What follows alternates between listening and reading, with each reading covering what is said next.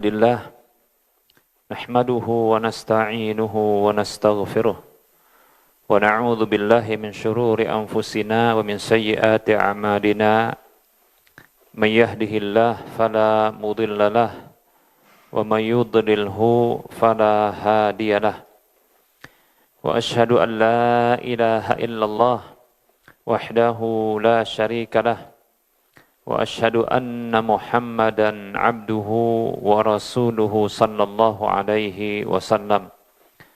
Qala Allah tabaraka wa ta'ala, ya ayyuhalladzina amanu taqullaha haqqa tuqatih wa la tamutunna illa wa antum muslimun. Ya ayyuhan nasu taqu rabbakumul ladzi khalaqakum min nafsin wahidah وخلق منها زوجها وبث منهما رجالا كثيرا ونساء واتقوا الله الذي تساءلون به والأرحام إن الله كان عليكم رقيبا يا أيها الذين آمنوا اتقوا الله وقولوا قولا سديدا يصلح لكم أعمالكم ويغفر لكم ذنوبكم ومن يطع الله ورسوله فقد فاز فوزا عظيما أما بعد فإن أصدق الحديث كتاب الله وخير الهدى هدى رسول الله صلى الله عليه وسلم وشر الأمور محدثاتها وكل محدثة بدعة وكل بدعة ضلالة wa kullu dhalalatin finnar.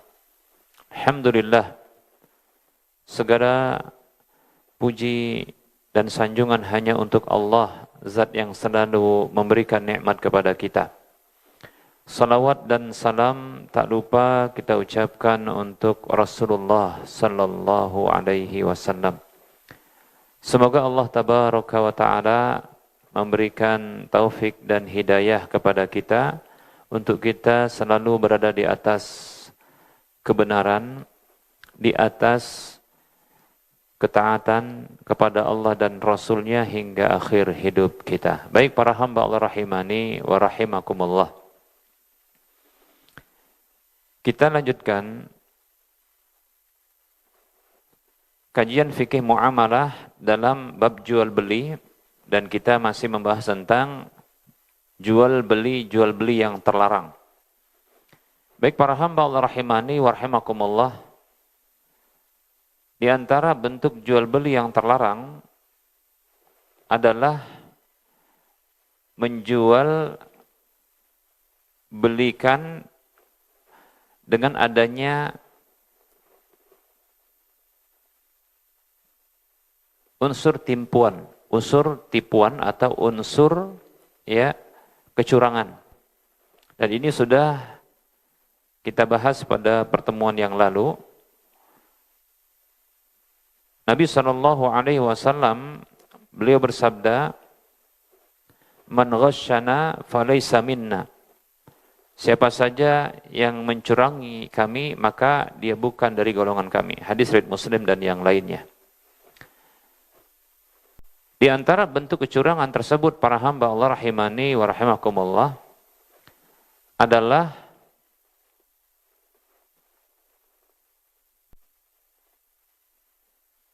menampakkan barang yang dijual dia dalam kondisi tanpa cacat, padahal hakikatnya dia memiliki cacat. Di antara bentuk jual beli yang terlarang, dan ini termasuk kecurangan para hamba Allah, adalah jual beli dengan menampakkan pada barang kelebihan-kelebihan yang sesungguhnya tidak ada padanya kelebihan tersebut. Baik para hamba Allah rahimani wa rahimakumullah, sehingga Nabi SAW melarang jual beli musarrah namanya. Musarrah itu adalah hewan betina yang dia diikat putingnya agar tidak keluar air susunya. Sehingga ketika air susu itu tidak keluar, maka dia membengkak. Ya. Dia membengkak dan kelihatan dia gemuk. Ya. Kelihatan dia gemuk. Tentunya bobotnya bertambah. Bobot bertambah dan kelihatan gemuk. Namun hakikatnya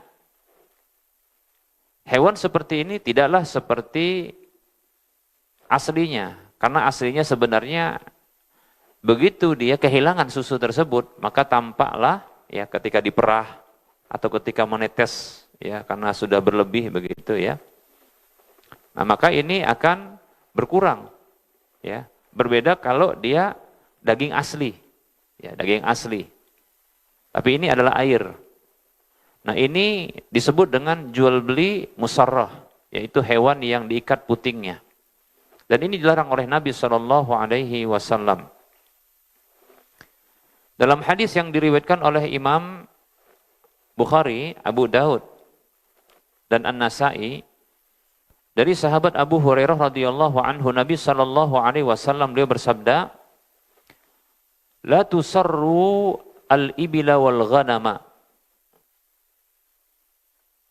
Janganlah kalian ikat puting unta dan kambing, maksudnya yang betinanya. Ya. Faman ibta'aha ba'du fa innahu bi khairin nadharaini ba'da an yahtalibaha.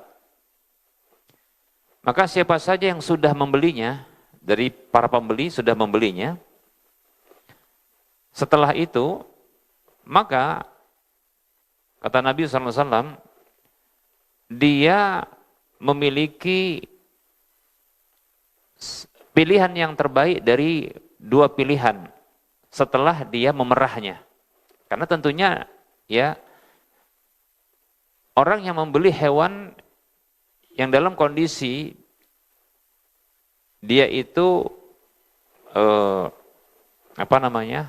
air susunya itu melimpah ruah, maka pasti dia akan memerah. Karena ini bagus ya. Susu unta sama susu kambing itu bagus ketimbang susu sapi. Ya. Susu unta dengan susu susu kambing, maka dia bagus untuk kesehatan. Ya. Tapi untuk bayi lebih utama susu ASI, ya. Itu nggak bisa tergantikan. Ya. Maka jangan pula dia dikasih nanti susu unta pula, nanti malah mencret dia, ya. Tapi susu ASI itu bagus bagi bayi. Oleh karenanya, nah ini motivasi bagi para ibu-ibu yang menyusui bayi. Maka pastikan bayi tersebut ya untuk menyusu lebih banyak. Bahkan ya Allah Subhanahu wa taala memotivasi atau mensyariatkan ya tentunya bagi yang berpendapat ini adalah sunnah ya maka ini jadinya motivasi bahasanya. Tapi ya atau ini disyariatkan walaupun ada yang berpendapat wajib. Itu disusui bayi tersebut dengan jangka waktu 2 tahun. Allah Subhanahu wa taala berfirman di dalam kitab sucinya dalam surah Al-Baqarah 233 Allah katakan a'udzu billahi minasyaitonir rajim wal walidatu yurdi'na auladahunna haulaini kamilaini liman arada ayyutimmar radha'ah. Kata Allah Subhanahu wa taala, dan para ibu hendaklah mereka menyusui anak-anak mereka itu selama 2 tahun sempurna bagi orang yang ingin menyempurnakan susuan tersebut. Ya. Tidaklah Allah Subhanahu wa taala mencantumkan ayat ini berfirman dengan demikian, melainkan pasti ada kebaikan di sana. Ya. Kebaikan. Nah, makanya kita dapatkan bayi-bayi yang tumbuh kembangnya itu dengan susuan yang sempurna 2 tahun itu lebih kebal dari penyakit. Ya. Adapun yang kurang daripada itu rentan penyakit. Ya, rentan penyakit. Kemudian dari sisi kualitas tulang, ya, bukan tulang doli, tulang godang ya. Tulang asli. Itu lebih kuat. Ya. Baik para hamba Allah rahimani wa rahimakumullah. Ini lebih kuat. Makanya ya motivasi. Ya motivasi ya ini bahkan motivasi juga bagi para ibu-ibu yang menyusui untuk disempurnakan. Ya 2 tahun. Bahkan ada program dari pemerintah itu ada namanya ASI eksklusif. Ya, selama 6 bulan. Yaitu 6 bulan dia tidak dikasih apapun, makanan apapun, ya kecuali nanti setelah 6 bulan baru bisa dikasih makanan pendamping. Ya. Asupan pendamping. Baik para hamba Allah rahimani wa rahimakumullah. Nah, ini ya susu. Kita kembali kepada tema kita dan hadis ya. Nah, tentunya begitu orang tersebut setelah dia membeli hewan yang dalam kondisi ya air susu hewan tersebut itu melimpah, maka tentunya dia perah dan dia minum. Nanti akan ketahuan hakikat dari hewan tersebut. Nampak dia aslinya. Mulai nanti dia berkurang, susut, nah begitu ya. Karena sudah apa? Sudah berkurang susunya. Karena diperah. Karena gemuknya hewan tersebut itu sebab cairan susu demikian ya. Begitu berkurang maka berkurang. Nah, di sini kata Nabi, fa innahu bi khairin nadharaini ba'da an yahtalibaha. Ya, orang yang membeli itu dia punya ya, dia punya pilihan yang terbaik dari 2 pilihan. Setelah dia memerahnya, nggak mungkin itu dibiarkan itu, apalagi udah netes-netes begitu. Apa pilihannya? 2 pilihan tersebut. Yang pertama, insya'a amsaka. Kalau dia mau, ya dia tahan. Ya sudahlah, nggak apa-apa gitu. Itu kerelaan untuk dirinya, nggak apa-apa. Tapi tetap saja bagi pelakunya berdosa. Ya. Pelakunya berdosa. Ya. Pelakunya berdosa. Kalau menyengaja, ya dia tidak minta maaf dari orang yang didoliminya. Ini bentuk kedoliman. Karena itu kecurangan. Mestinya aslinya nggak segitu harganya. Ya. Karena bobotnya itu bukan bobotlah daging, bukan. Tapi bobot air susu. Wa insya'a kalau dia mau, ini pilihan kedua, raddaha wassa'a tamrin. Dia kembalikan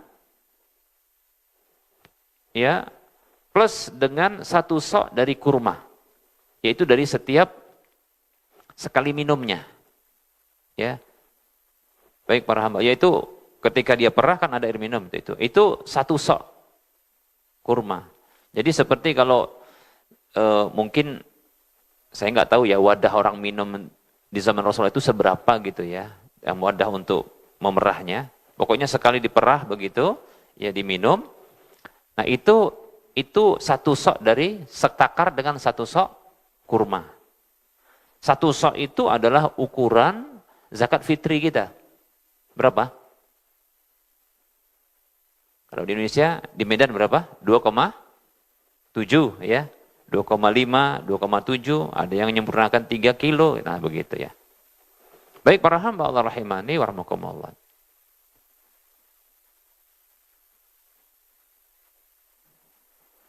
Baik, nah ini dia. Jadi boleh dikembalikan. Tapi tentunya kalau dikembalikan, dia berhak untuk terima, sang pembeli terima uangnya. Cuma susu yang sudah yang diambilnya dan diminumnya, nah ini harus dibayar. Nah gitu dia. Karena ini ganti rugi juga, kan kerugian. Baik para hamba Allah rahimani warahmatullah. Dalam hadis yang lain, hadis yang dikeluarkan oleh Imam Al-Bukhari dan Imam Muslim, nah ini lafadznya Imam Bukhari, juga diriwayatkan oleh Imam Abu Daud, Nasai, dari Abu Hurairah radhiyallahu anhu,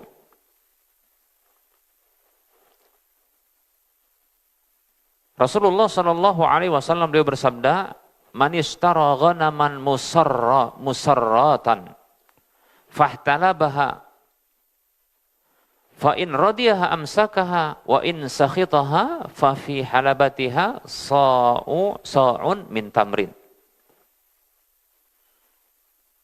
Kata Nabi SAW, siapa saja yang membeli kambing yang diikat putingnya, lalu dia memerahnya, maka apabila dia ridho dengan kondisi, ya, musarrah itu hewan yang sudah kita katakan cacat, ya, karena akan tampak nanti, ya, berat aslinya setelah berkurang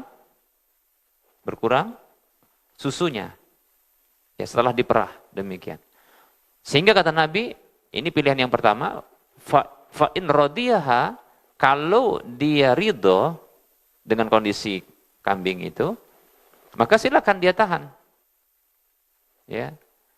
Kalau dia nggak suka, dia marah, maka dia kembalikan tentunya, dan pada, ya, perahannya, setiap perahannya atau perahannya itu adalah 1 sok dari kurma. Jadi sekitar 2,7 atau 2,5 kilo. Baik para hamba Allah rahimani warahmatullah. Ini cacat, ya. Nggak boleh yang seperti ini, dilarang sama Nabi SAW. Nggak boleh, ya. Kita para pedagang, para hamba Allah itu harus, ya, jujur dan menjelaskan cacat. Jujur dan menjelaskan cacat. Karena apabila tidak jujur dan tidak menjelaskan cacat, maka ini bentuk kecurangan, tentunya berdosa, dan itu menghilangkan keberkahan. Baik para hamba Allah rahimani warahmatullah, dalam hadis yang pernah kita sampaikan, Nabi SAW bersabda, ya, al-bay'ani bil khiyari ma lam yatafarraqa. Kedua pelaku jual beli, penjual dan pembeli itu punya hak khiyar selama keduanya belum berpisah. Ya. Lalu Nabi SAW menyebutkan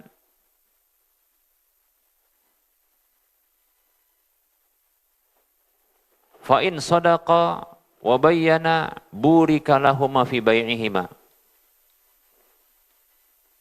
Apabila keduanya jujur dan menjelaskan cacat, maka diberkahi untuk keduanya pada jual beli keduanya.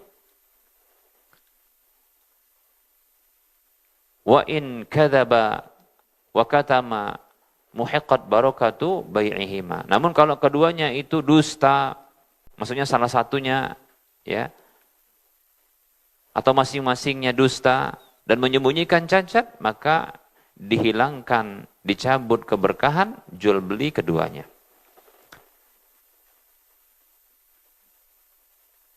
Di sini hadis yang sahih, diriwayatkan oleh Imam Al-Bukhari dan Imam Muslim. Baik, para hamba Allah rahimani warahmatullah. Berikutnya, jual beli berikutnya, dan ini termasuk jual beli, ya, yang dilarang, yaitu jual beli inah. Jual beli inah. Apa itu jual beli inah? Bai'ul inati wa huwa an yabi'a syai'an min ghairihi bisamanin muajjalin wa yusallimahu ilal mushtari thumma yashtariyahu qabla qabdi samani bisamani naqdin aqalla min dhalikal qadri. Bai'ul inah itu adalah seseorang menjual barang kepada pihak lain dengan harga yang ditunda pembayarannya, dan diserahkan barang tersebut kepada sang pembeli. Jadi barang ini dibeli atau dijual dengan jual beli yang tidak kontan. Jadi pembayarannya cicil. Begitu, ya. Sampai batas waktu tertentu dan barang diserahkan. Summa yashtariyahu qabla qabdi samani. Kemudian dibeli kembali, dibeli kembali. Berarti yang membeli siapa? Sang penjual membeli kembali dari sang pembelinya. Dibeli kembali sebelum diterima keseluruhan nilai pembayaran sebelumnya. Berarti masih terhutang. Dibeli kembali, ya, dalam kondisi masih terhutang, dibeli kembali, yang tadi yang jual beli yang pertama itu masih terhutang, dibeli kembali, berarti belum selesai yang pertama, dibeli kembali dengan harga kontan yang lebih rendah, lebih murah dari harga yang pertama. Bisa dipahami? Ini ainah.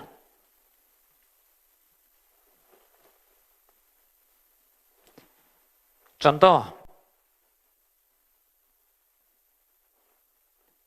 saya beli mobil dari Ketua KPMI Medan, Bang Dahusnul. Beli mobil untuk istri kedua. Belum ada istri kedua. Belum. Ini contoh saja, untuk nanti gitu ya. Contoh, karena saya pun sebenarnya beli mobil yang pertama itu dari beliau juga nih. Ini beli yang kedua, tapi nyicil nih. Contoh. Kayak kepingin banget kayaknya. Itu kita skip ya. Jangan dilanjutkan, nanti pada bubar ini kajian.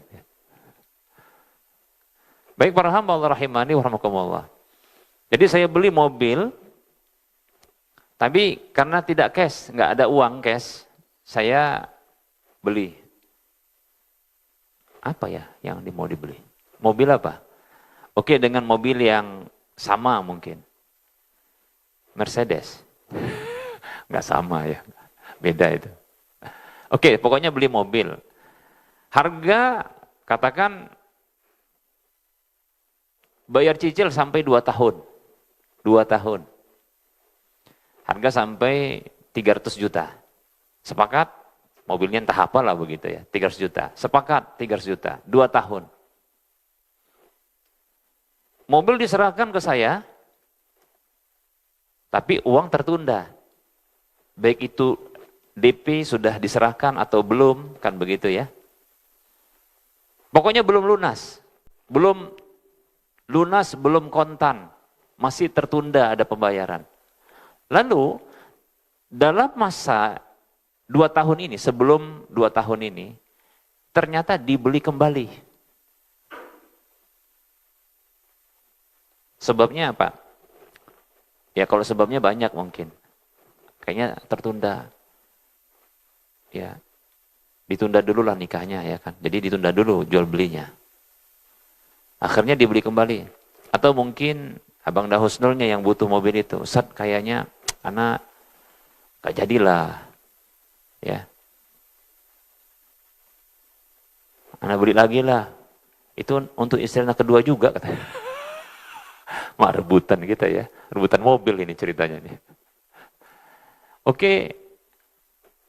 Mau dia dengan alasan dibalikkan atau dibeli kembali. Ingat ya. Tapi dengan harga yang lebih murah tapi kontan. Nah, itu dia. Paham ya? Contohnya. Abang Dahusnul ngasih sama saya 200 juta. Udah loh Ustaz. Atau ini kan sudah jalan berapa? Katakanlah baru 3 bulan. Ustaz, anak beli lagi lah itu. Anak beli 250, kontan anak kasih. Yang sudah dibayar sudah nggak masalah gitu. Padahal cuma cicilnya entah berapa, mungkin ya berapa ratus itu ya. Berapa mungkin sudah 30 juta. Tapi pokoknya 250 ini saya kontanin katanya. Oke, saya terima. Dikontanin. Lebih rendah, lebih kecil harganya ketimbang apa? 300 tadi yang awal. Inilah ainah. Paham ya? Ini ainah.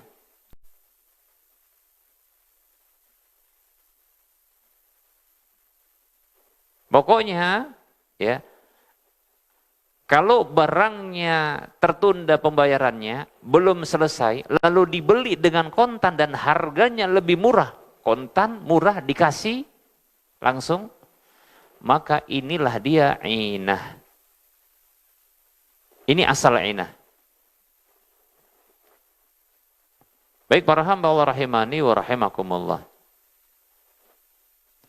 Dan ini terlarang berdasarkan hadis Nabi Sallallahu Alaihi Wasallam dalam hadis yang diriwayatkan oleh Imam Abu Daud dari Abdullah bin Umar radhiyallahu anhu, Nabi Sallallahu Alaihi Wasallam bersabda, "Idza tabaya'tum bil 'inati wa akhadtum adnabal baqari wa raditum biz zar'i wa taraktumul jihada sallatallahu 'alaikum dulla la yanzi'uhu hatta tarji'u ila dinikum."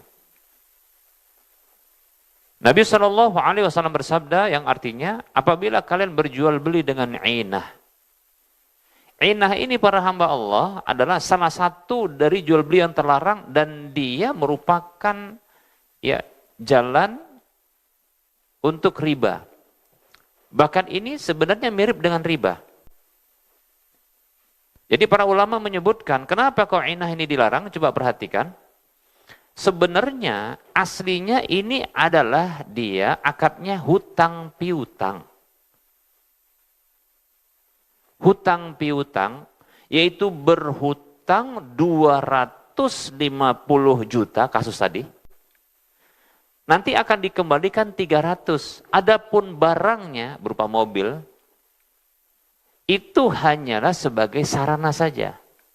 Ecek-ecekan itu, paham ya? Yang di luar Medan, ecek-ecekan itu main-main aja gitu ya. Soalnya ini lagi live. Ya.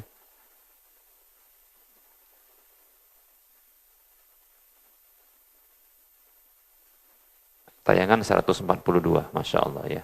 Alhamdulillah. 67 penonton. Baik para hamba Allah rahimani wa rahimakumullah. Jadi aslinya ini, hakikatnya ini adalah berhutang dengan uang yang dibayar kontan tadi, paham ya? Kemudian dibayar dengan apa? Nilai yang terhutang tadi, paham ya? Nah gitu dia. Masuk nggak kira-kira? Ya? Iya, dicicil balik. Hutang Pak, bukan pinjam. Berhutang 250 juta, gitu. Tapi ingat ya, ini bukan hanya kasus mobil saja. Semua pokoknya barang model begini jual belinya, apa itu? Pembayaran tidak kontan alias cicil, dan belum jatuh tempo, dibeli kembali dengan harga kontan tapi lebih murah, paham ya? Itulah dia. Barang itu hanyalah sarana saja, alat saja, ecek-ecek aja dia, main-main aja dia itu. Ya aslinya tadi hutang, bisa dipahami? Masuk akal kan? Nah begitu. Nah ini sebenarnya ya bentuk jual beli, ya jalan menuju riba. Tapi sebenarnya bukan jual beli, gitu. Kata para ulama itu bukan jual beli. Kalau mengkategorikan itu jual beli, karena Rasulullah mengatakan jual beli, itu hanya ya dalam pelafatan, namun aslinya itu adalah apa? Hutang piutang, ya, yang menarik keuntungan, manfaat. Maka itu riba. Kullu qardin jarra naf'an fahuwa wajhun min wujuhir riba. Setiap hutang piutang yang menarik manfaat, ya, maka dia merupakan salah satu dari bentuk riba. Demikian para hamba Allah rahimani wa rahimakumullah. Nah kata Nabi SAW, apabila kalian berjual beli dengan model inah, coba bayangkan, jual beli model inah ini, ya, kalau dilakukan, dan bukan hanya ini, wa akhadtum adnabal baqari, dan kalian itu mengambil ekor-ekor sapi, Ini apa sih maksudnya mengambil ekor-ekor sapi? Maksudnya adalah orang yang dia beternak, ya dengan ternak sapi, ya, walaupun ini bukan hanya maksudnya ternak sapi aja, bentuk apa saja, ya. Tapi ini menunjukkan bahwasanya inilah dia begitu cinta dunia sampai dikalahkan oleh dunianya. Dunia peternakan, namanya peternak atau dia seorang pengembala ternak itu bukan berada di belakang hewannya. Kalau dia belakang hewan, maka yang dipegang adalah apa? Tongkat untuk mencambuk atau menghela dari para hewan gembalaannya. Kalau dia arahnya mungkin tidak sesuai dengan tujuan, seperti mungkin tujuan tempat angon, kalau orang Jawa angon namanya, apa namanya? Tempat gembalaan, ya. Ya. Untuk dia makan gitu ya. Arahnya salah maka dicambuk. Kan begitu. Atau contohnya memenuhi jalan orang maka dia dicambuk. Nah, begitu kan dihela pakai tongkat. Bukan malah dipegang ekornya. Pegang ekor itu menunjukkan bahwasanya ini malah yang ngikutin dunianya. Begitu ya. Mestinya dia kasih tunjuk di depan. Atau dia di belakang tapi pegang cambuk atau pegang tongkat gitu untuk menghela. Kemudian waraditum bizzar'i, dan kalian ridho dengan pertanian. Ini juga menunjukkan cinta dunia, cinta dengan dunia pertaniannya. Wa taraktumul jihad, disebutkan di akhir ini dampaknya. Oleh Nabi ini disebutkan di akhir karena dampak dari cinta dunia tersebut.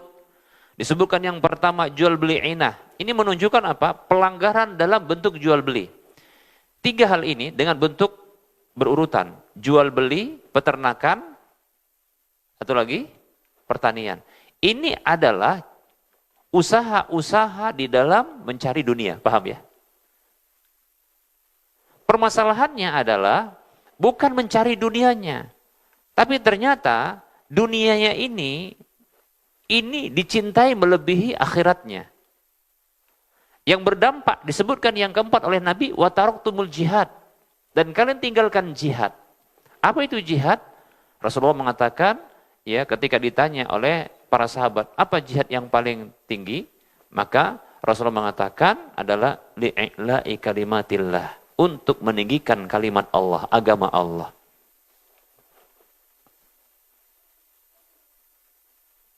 Bentuk orang yang meninggalkan jihad adalah dia meninggalkan agamanya. Nah gitu. Di antaranya belajar agama.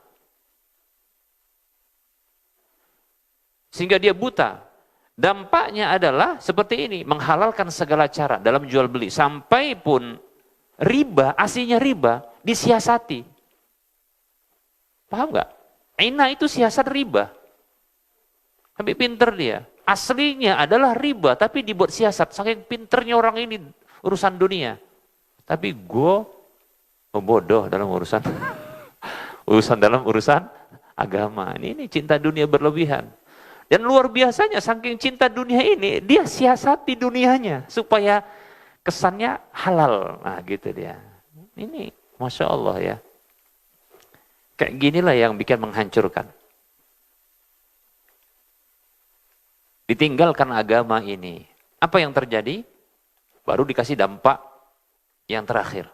Sallallahu alaikum dhulla. Allah timpakan kepada kalian kehinaan. Dhulla. Dhul. Madlul itu rendah. Terhina. Zalil sangat terhina. Ya. Terhina. Jadi umat Islam ini hina. Dan begitulah umat Islam saat ini. Banyak pun dia. Betul nggak? Tapi seperti apa? Buih di lautan. Hanya terombang-ambing saja. Ikut arus. Kan gitu ya. Bahkan yang lebih parah para hamba Allah disebutkan dalam satu hadis. Itu seperti apa? Buih dari air bah. Buih dari air bah. Yaitu air yang banyak yang melewati daratan yang kering. Yang terjadi adalah apa saja yang ada di permukaan daratan itu maka akan naik ke permukaan dan kotor. kotor. Buihnya kotor.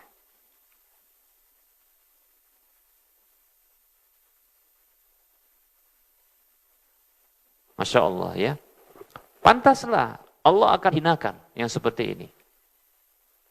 Kejar-kejaran dunia. Sampai dunia itu pun mau dicari yang haram saja, mau dihalalkan. Ya. Kata Rasulullah, la yanzi'uhu. Allah tidak akan cabut itu. Jadi para hamba Allah, kehinaan yang menimpa kaum muslimin saat ini, di belahan dunia manapun termasuk di Indonesia ini, itu bukanlah kesalahan siapapun, melainkan karena kesalahan umat Islam. Ketahuilah, ketahuilah, ketahuilah. Ketika musuh-musuh Islam itu mampu menguasai umat Islam, bukanlah karena umat Islam itu, bukanlah karena kuatnya musuh itu, bukan. Saya ulangi ya. Ketika musuh-musuh Islam itu mampu menaklukkan, mengalahkan, menjajah, memporak-porandakan, menghancurkan umat Islam di belahan bumi manapun, itu bukanlah karena kekuatan mereka. Namun itu disebabkan kelemahan umat Islam. Kelemahan umat Islam yang hakiki adalah tatkala mereka meninggalkan agama mereka. Itu dia.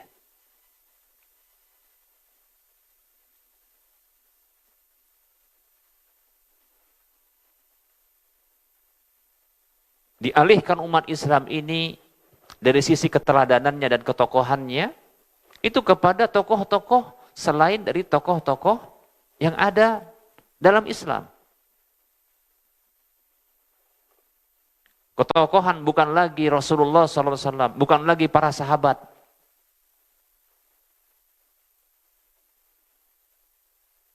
Bukan lagi generasi yang terbaik. Tapi ketokohan itu hendak dialihkan kepada apa? Orang-orang di zaman ini. Padahal orang-orang di zaman ini tidak ada rekomendasi dari Nabi SAW, dari Allah dan Rasulnya. Tapi yang dapat rekomendasi adalah para sahabat yang itu muridnya Rasulullah SAW. Seperti contohnya, Allah berfirman dalam surah At-Taubah ayat 100. Allah katakan, A'udzu billahi minasyaitonir rajim. والسابقون الأولون من المهاجرين والأنصار والذين تبعوهم بإحسان رضي الله عنهم ورضوا عنه إلى آخر الآية. Orang-orang yang mula-mula lagi pertama masuk Islam dari kalangan muhajirin dan al-ansar, ini para sahabat mereka ini. Dan orang-orang yang mengikuti mereka dengan baik, Allah ridho kepada mereka. Dan mereka ridho kepada Allah. Allah ridho kepada mereka termasuk adalah keridhaan Allah terhadap agama mereka. Kualitas agama mereka yang mereka luar biasa dalam mencintai dan mempraktekkan petunjuk Nabi sama-sama. Mencintai Nabi dan apa yang dibawa Nabi. Mengimani Nabi dan mengimani apa yang dibawa Nabi. Dan mempraktekkan ya, apa yang diajarkan. Yang dibimbing ya, oleh Nabi SAW kepada mereka. Nih. Begitu juga Rasulullah SAW memberikan rekomendasi. Kata Nabi SAW dalam hadis Muslim dan yang lainnya, khairun nasi qarni summal ladina yalunahum summal ladina yalunahum. Manusia terbaik itu adalah generasiku. Yaitu orang-orang yang bertemu dengan Nabi SAW lalu beriman dengan Nabi. Dan mati di atas keimanan tersebut, itulah para sahabat yang hidup di zaman Nabi, generasi Nabi. Summal ladina yalunahum, kemudian orang-orang setelah mereka. Yaitu generasi orang-orang yang ketemu dengan murid-murid Nabi.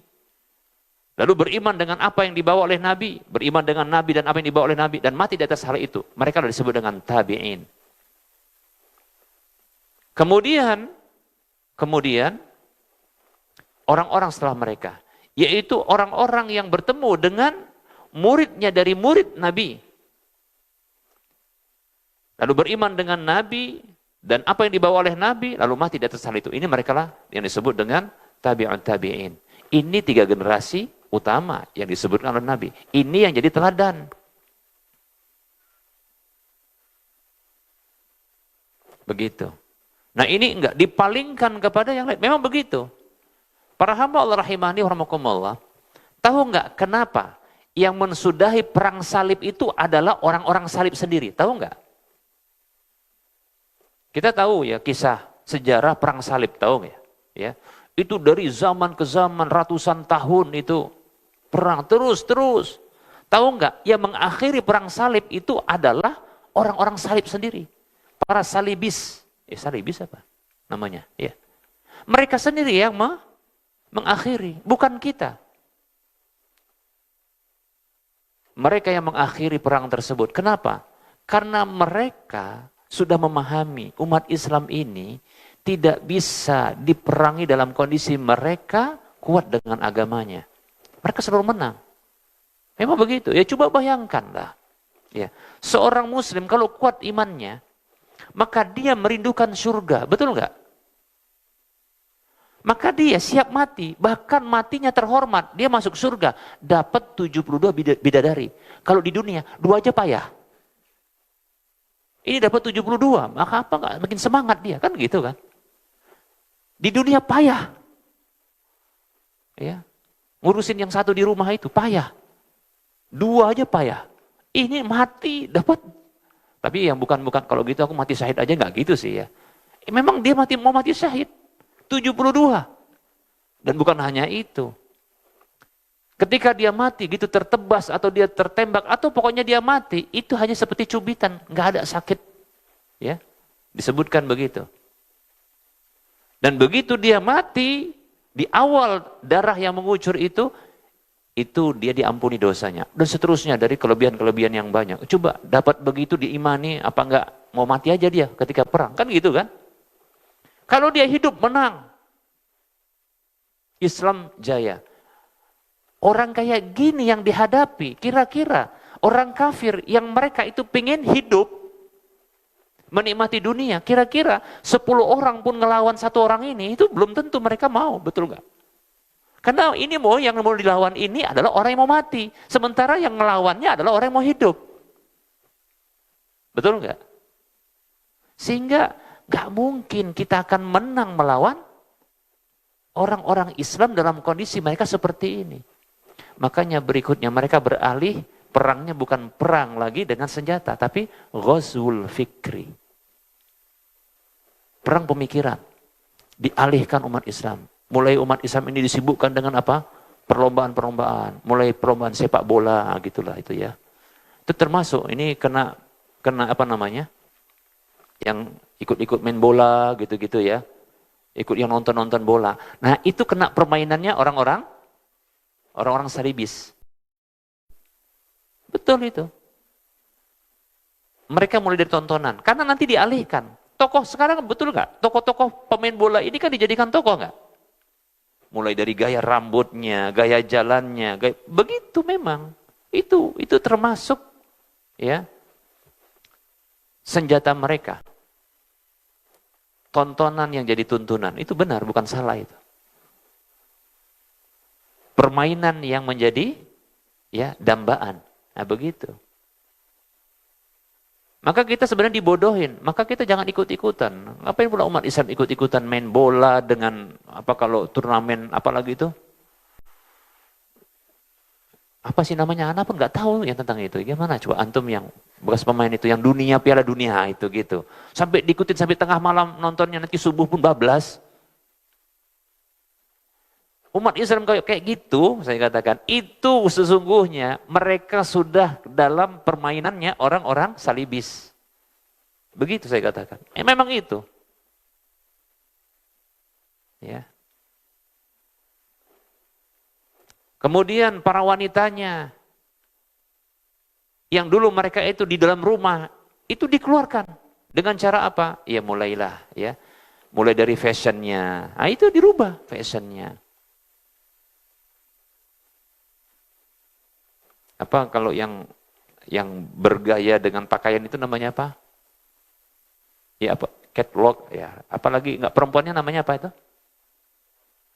Ya foto model, artis-artis, gitu-gitu artis, mulai dari nyanyi dan seterusnya. Ini udah kena jebakan umat Islam. Makanya sudah lari semuanya. Makanya banyak pun kita nggak akan pernah menang karena gampang sudah. Ya. Makanya para hamba Allah rahimani rahimakumullah, kalau umat Islam sudah dikalahkan seperti ini, nggak payah sebenarnya. Banyak mereka hanya buih saja mereka itu.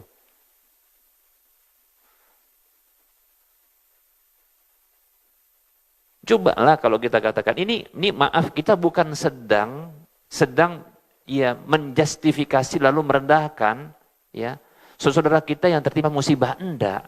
Tapi kita ingin flashback supaya nggak terjadi di Indonesia, paham nggak? Saudara kita contohnya di mana?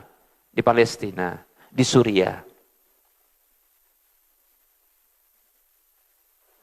Mereka umat Islam, kalau di Suriah oke lah, ya. Dikatakan itu masih saudara juga yang membumi hanguskan Suriah itu sebelumnya, ya Bashar Assad. Padahal ya Bashar Assad ini ya diklaim ya dari keyakinan Nusairiyah yang itu sebenarnya bukan Islam. Nah begitu. Dia Syiah Nusairiyah. Tapi bukan Islam sebenarnya. Ya. Nah itu juga terjajah. Juga di Palestina. Padahal jumlah begitu banyak. Dan umat Islam di dunia ini begitu banyak, betul nggak? Tapi nggak bisa nolong. Padahal ya, orang-orang Yahudi yang di Israel sana itu sedikit. Kata Wak Gus Dur, itu kalau dikencingin itu katanya tenggelam. Kapan ngencinginnya pun? Nggak jadi-jadi. Saya masih ingat itu perkataan Wak Gus Dur, rahimahullah. Ya. Itu kalau katanya Israel dikencingin tenggelam katanya. Maksudnya umat Islam di Indonesia, tapi nggak pernah dikencingin, nggak tenggelam juga itu.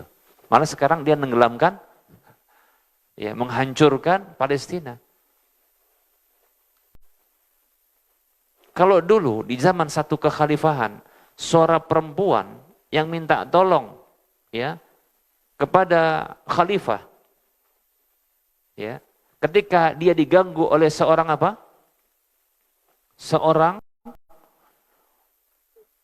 laki-laki ketika dia pakai jilbab, ditarik jilbabnya, dipermalukan dia di pinggir jalan, lalu dia berteriak dengan teriakan memanggil siapa?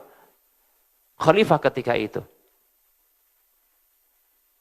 Padahal panggilan waktu itu nggak langsung kontan ketemu sama khalifahnya, tapi dapat kabar. Ada orang yang memanggilmu wahai khalifah, seorang perempuan yang dipermalukan di jalan. Khalifah ketika itu yang kuat imannya, dia apa? Bangkit.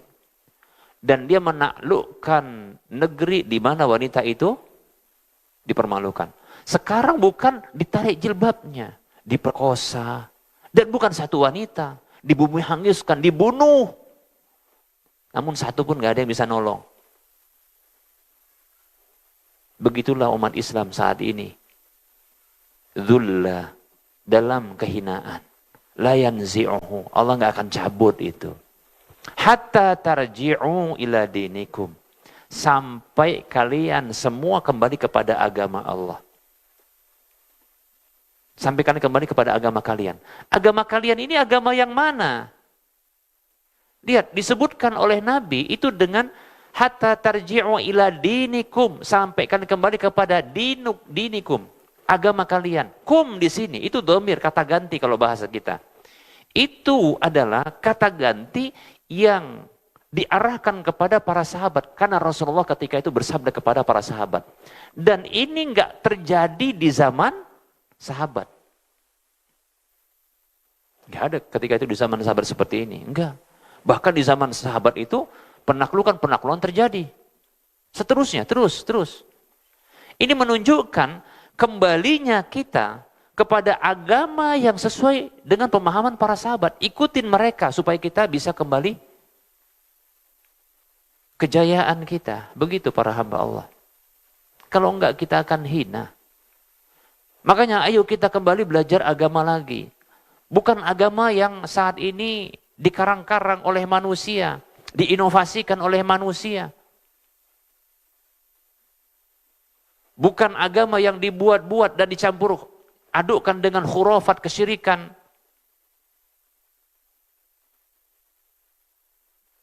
Yang ada sebahagian dari kaum muslimin yang mereka mengambil manfaat dari agama ini dengan alasan kodok agama. Dengan kodok nasab, ya kan? Nah begitu. Yang hanya meninggikan nasab-nasab mereka agar mereka terus selamanya begitu. Enggak begitu. Mengembalikan agama ini kepada agama yang dibawa oleh Rasulullah yang dipahami oleh para sahabat.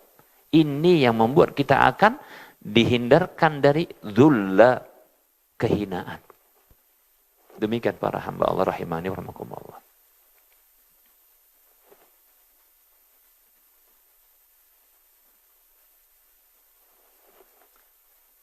Maka belajar lagi. Sebenarnya yang dipelajari itu mulai dari akidah dulu. Akidah dulu. Begitu juga berdampak kepada apa? Berdampak berikutnya kepada seperti fikih muamalah. Ustaz, ini kan yang dibahas kan fikih muamalah saat ini. Kan gitu ya. Seperti jual beli inah tadi. Seperti pegang ekor sapi. Ya, kemudian ridho dengan pertanian, ninggalkan agama. Iya, memang ini adalah dalam masalah urusan dunia. Tapi ketahuilah, rusaknya hati kita, akidah kita, keyakinan kita, ini berdampak bagi dunia kita.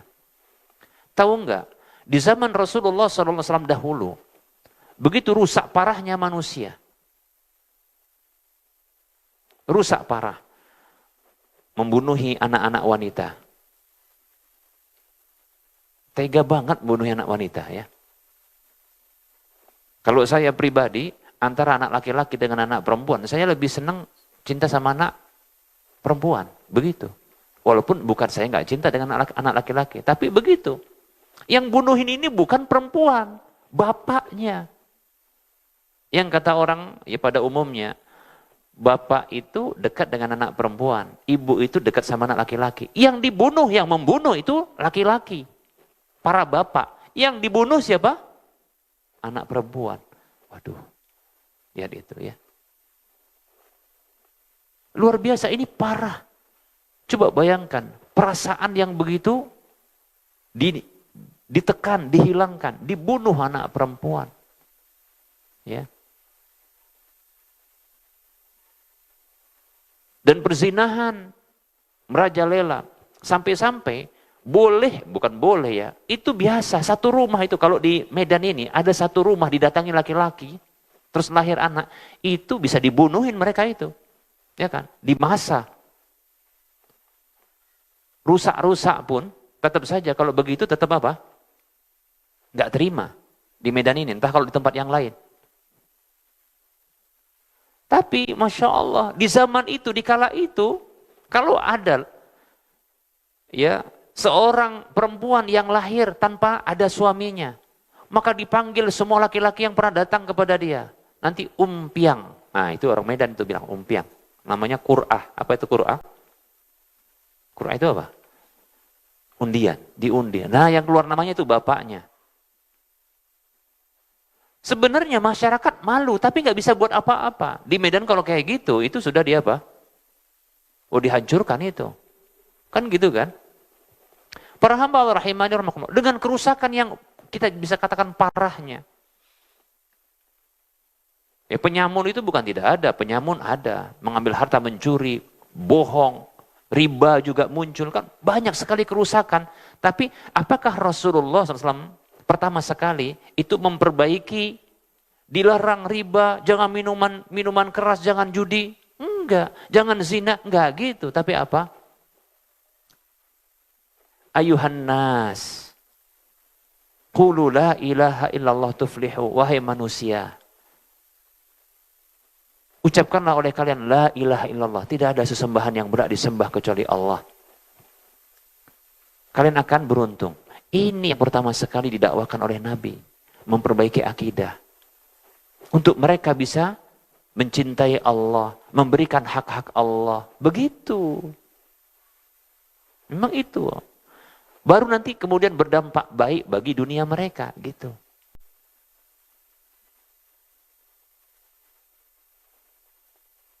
Nah Ustaz kenapa enggak kajiannya sekalian aja? Akidah. Ini kajiannya kajian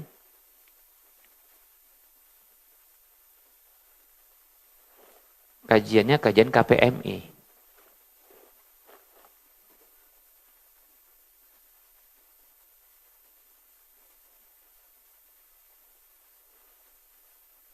Kajiannya KPMI. Komunitas Pengusaha Muslim Indonesia. Jadi ya kajiannya tentang fikih muamalah. Kebetulan saya pula yang bahas fikih muamalah. Tapi saya sepil, tahu sepil ya? Sepil ini kayaknya ada identik dengan satu yang menjijikkan ya. Sepil ya. Sepil sedikit tentang pentingnya belajar apa? Akidah gitu loh, paham ya? Karena memang itu perbaikan.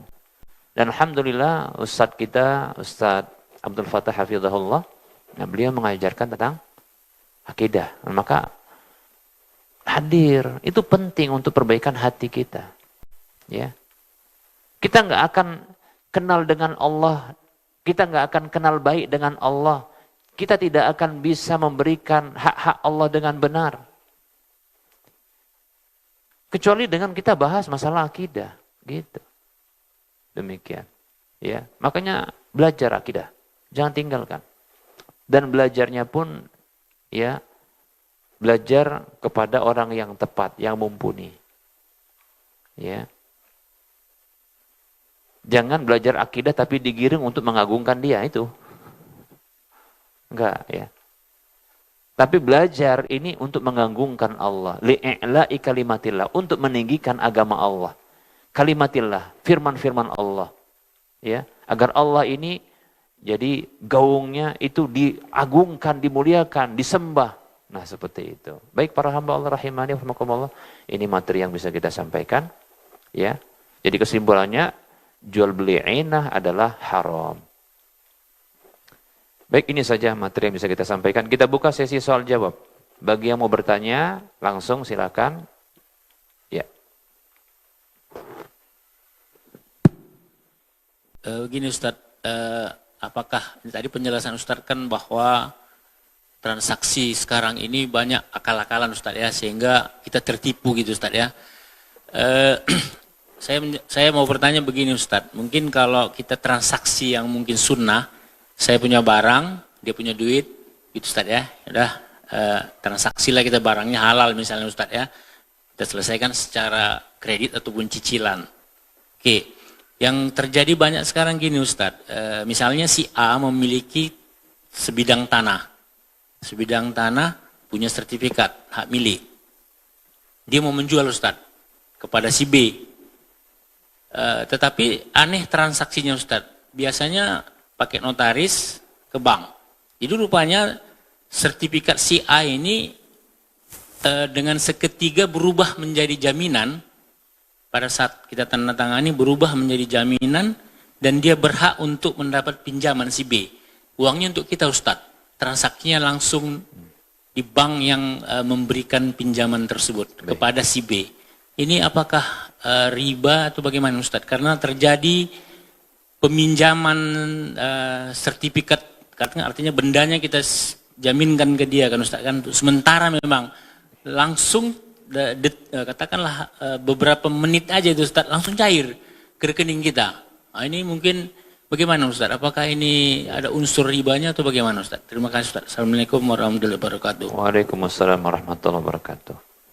Jadi jual beli lahan ya dengan sertifikat atau akte lahannya itu disekolahkan. Mesti yang sekolah itu bukan aktenya tapi orangnya ya. Ya gitu ya. Itu kadang aneh-aneh aja kadang istilah sekarang nih ya. Sebagaimana tadi muamalahnya aneh, ini juga aneh nih istilahnya. Baik, mungkin paham ya? Paham ya? Bagaimana hukum seperti ini? Semuanya terlibat riba. Terlibat riba. Termasuk yang pemilik sang penjual lahan, dia terlibat riba. Bahkan sebab dialah riba itu terjadi. Na'udzubillah min dzalik. Karena kalau dia tolak, oh saya tidak mau, saya pengen uang cash. Saya pakai dulu lah akte tanah sana. Enggak, gitu. Enggak boleh.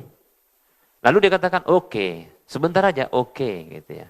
Pokoknya aku enggak peduli. Karena alasan aku enggak mau tahu, pokoknya kau pokoknya kau bayar. Tapi setahunya ini bukan enggak tahu, karena nanti yang bayarin siapa? Pihak bank. Sudah. Dan dia tanda tangan enggak? Tanda tangan.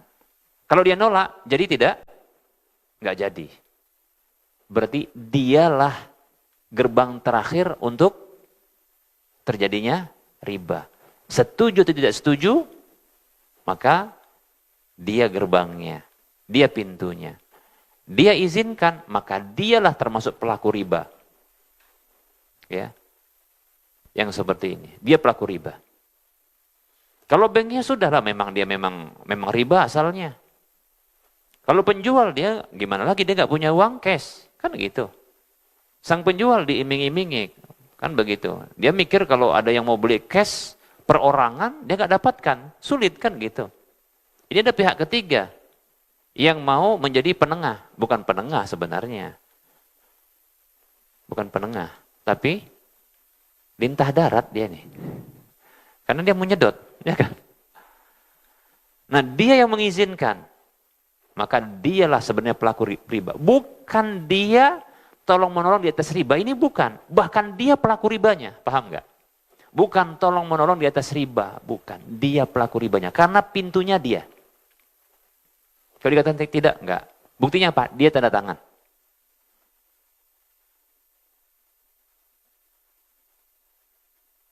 Dalam hadis yang mengenai kutukan bagi pelaku riba, dan ada beberapa orang yang dikutuk karena berinteraksi dengan riba. Hadis Jabir radhiyallahu an yang Nabi mengatakan, yang Jabir mengatakan radhiyallahu anhuma, la'ana Rasulullah sallallahu alaihi wasallam akilar riba wa mukilahu wa katibahu wa syahidaihi wa qala hum sawa. Hadis riwayat Muslim. Rasulullah SAW mengutuk pemakan riba dan orang yang memberi makan riba. Siapa memakan riba di sini? Dalam kasus ini, siapa memakan riba? Bank, perbankannya. Siapa yang memberi makan riba? Nih, orang yang mau pembeli. Dia nggak punya duit. Nanti dia akan bayar lebih kepada pihak bank. Wa katibahu, yang nulis. Yang nulis ini termasuk yang tanda tangan. Kan dia nulis ini. Wa syahidaihi, dia saksinya juga. Dua saksinya. Apa kata Rasulullah? Hum sawa, mereka sama dosanya. Sama. Mungkin ada yang mengatakan gini, masa kok sama dosanya Ustadz? Itulah yang makan riba, dia dapat untung besar. Adapun aku kecipratan dikit ajanya. Kecipratan. Disamakan. Ini enggak bicara tentang untung besar yang diuntungkan dari riba atau tidak riba.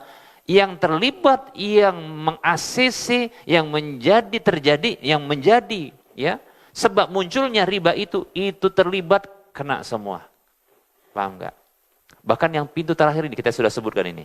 Yang tanda tangan, yang kasih akte, yang nyekolahkan. Ya notarisnya juga, dia kan jadi saksi gitu ya. Dia bukan saksi aja dia, bahkan dia yang ngetik kan begitu ya. Kena semua. Kalau dulu yang terlibat riba itu para hamba Allah cuma 4 orang ini aja, 4 pihak ini aja, bukan 4 orang ya, 4 pihak. Karena untuk yang terakhir itu 2 orang saksi kan gitu ya. 4 pihak. Kalau sekarang makin banyak. Tergantung ya berinovasinya apa riba itu. Ya. Baik para hamba Allah. Bisa dipahami Pak kira-kira? Baik. Silakan penanya yang lain. Bismillahirrahmanirrahim. Jadi kalaulah misalnya Ustadz kita mau jual cincin ke toko emas. Ya kan? Titip toko emas. Kita mau tukar tambah. Jadi apakah dibolehkan kita menukar nambah langsung atau kita jual dulu baru kita beli? Itu yang pertama. Yang kedua, mengenai ada satu ternak ayam, perusahaan peternakan ayam, Pokpan lah ya, kita katakan namanya Pokpan. Sebut merek nih Pak ya. Nah, jadi Pokpan itu bisnisnya dia menyediakan ayam dan perawatannya. Sementara si pemilik ini yang mau join sama dia ini, dia menyediakan lahan sama kandangnya. Ya kan? Sementara nanti panen hewan tadi ini, ayam tadi ini dijual wajib kepada si Pokpan dengan harga yang ditentukan oleh Pokpan. Apakah ini dibenarkan dengan cara ini? Jadi seperti Ijon ya, kasih dulu semua, dia perawatan semua, Pokpan yang ngapa. Makasih, Ustaz. Yang ketiga Pak, udah cukup Pak. Maksimal 4 Pak.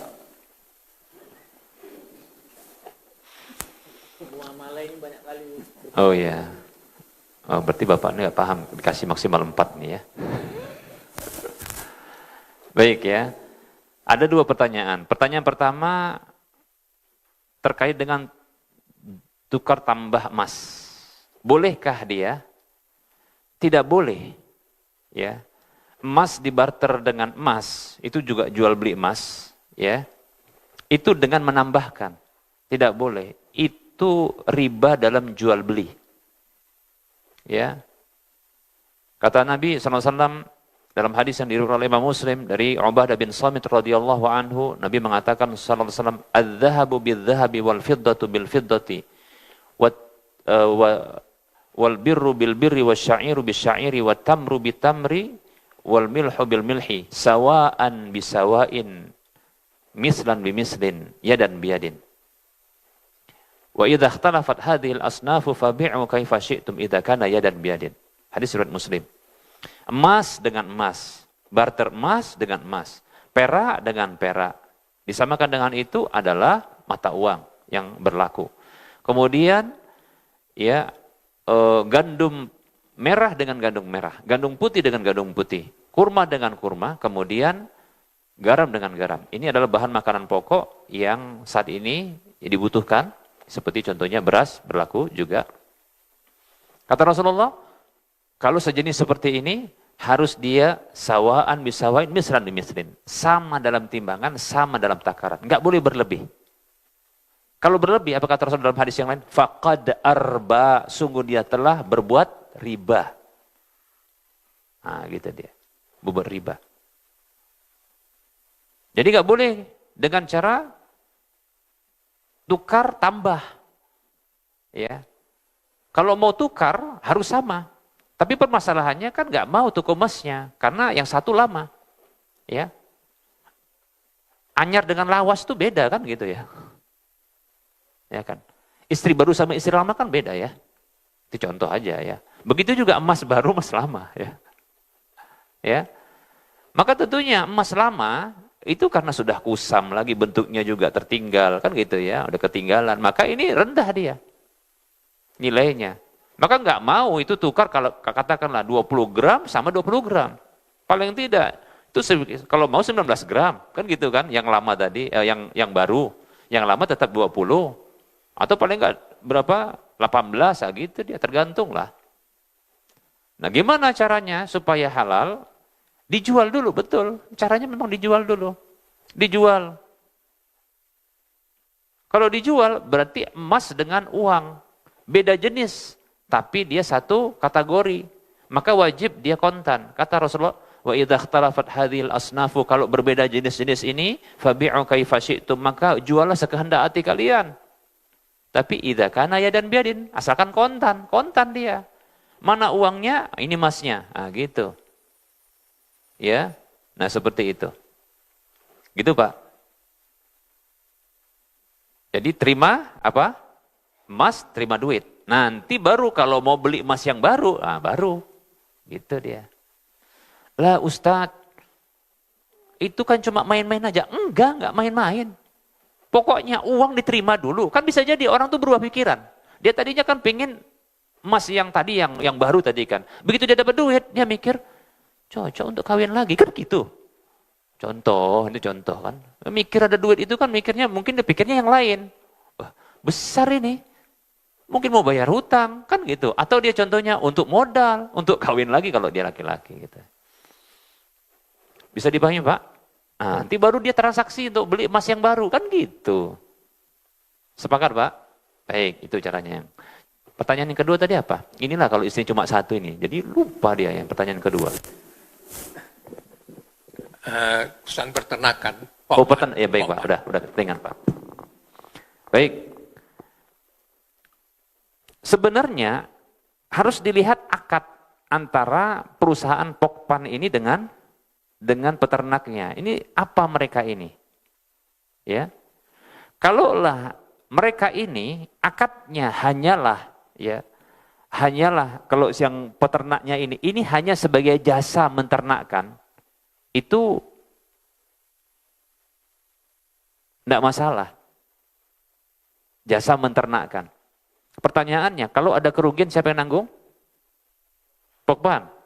Berarti jasa. Ya, jasa.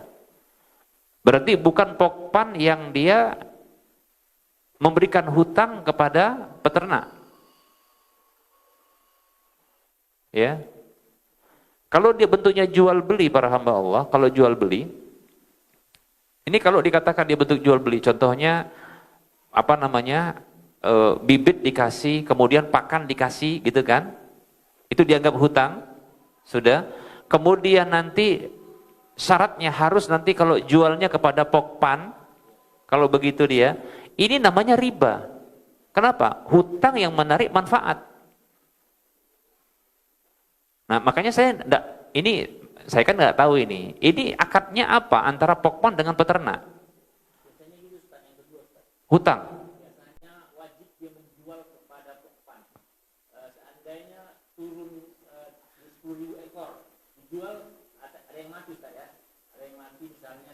Iya. Itu tetap ditanggung oleh yang punya kandang. Oh gitu? Iya. Makanya saya dapatkan yang seperti ini banyak yang rusak, ya kan? Tumpur. Karena ternyata di sini ada akad ribanya. Jadi, apa bentuk akad ribatnya? Bibit itu dijual dengan cara hutang. Paham? Pakan dijual dengan cara hutang. Walaupun peternak menyediakan tempat. Sudah. Hutang ini ada syaratnya. Yang keuntungannya, manfaatnya bagi yang memberikan hutang adalah jual sama saya tentukan harga. Apa kata para sahabat? Kullu qaddan jarra naf'an fahuwa wajuhun min wujuhir riba. Setiap hutang piutang menarik manfaat apa saja, maka dia salah satu dari bentuk riba. Bisa dipahami? Baik, wallahu taala alam. Sudah masuk waktu salat Asar untuk wilayah Medan dan sekitarnya.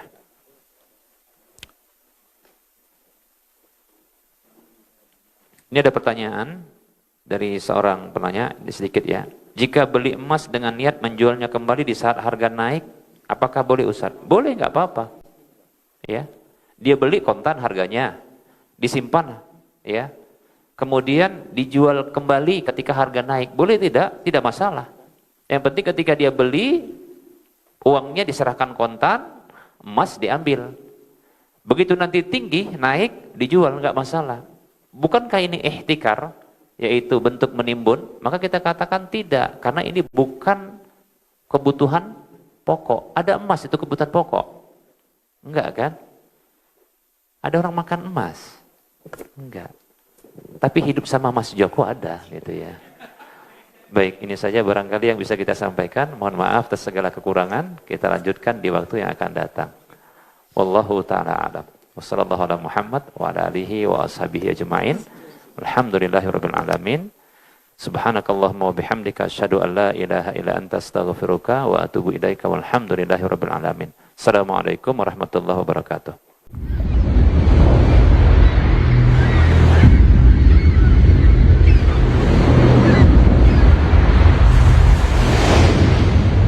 Rosyad TV, saluran dakwah keluarga Islami.